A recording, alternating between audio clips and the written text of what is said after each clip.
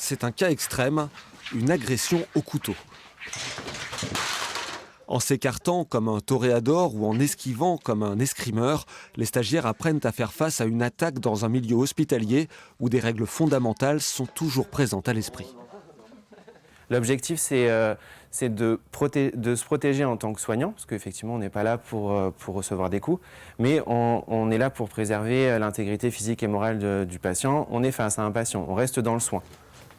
Les stagiaires viennent de tous les horizons, infirmiers aux urgences ou en centre de détention, mais aussi agents d'accueil ou soignants en EHPAD. Je crois que c'est bon, tu peux lâcher.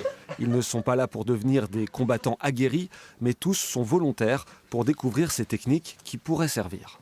Tu rentres dans une chambre où vraiment si c'est un patient, il y en a, ils sont étiquetés, où vraiment donc c'est un peu plus agressif. Ou des fois quand tu y entres, donc c'est un peu la boule au ventre. Moi c'est plutôt l'agressivité verbale, mais j'ai voulu faire cette formation quand même parce que c'est vrai que ça peut dégénérer, une situation peut s'aggraver. Pour un petit peu tout ce qui est self-défense, pour savoir si un jour j'étais confrontée à une agression, que je puisse me défendre. Cette formation a été créée à Limoges il y a 25 ans par un médecin du CHU, spécialiste des arts martiaux. 3 déplacements pour finalement toutes les attaques. Il avait été sollicité après une agression marquante au service des urgences. Le aide-soignant avait été frappé par un malade et 2 accompagnants.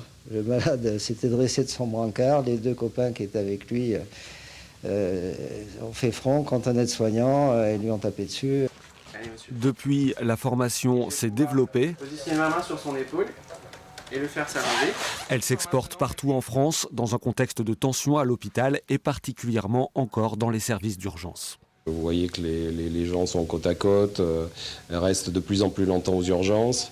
Et puis les familles qui peuvent rentrer, donc déjà ça fait monter l'agressivité, et puis voilà, après l'alcoolisme, tout.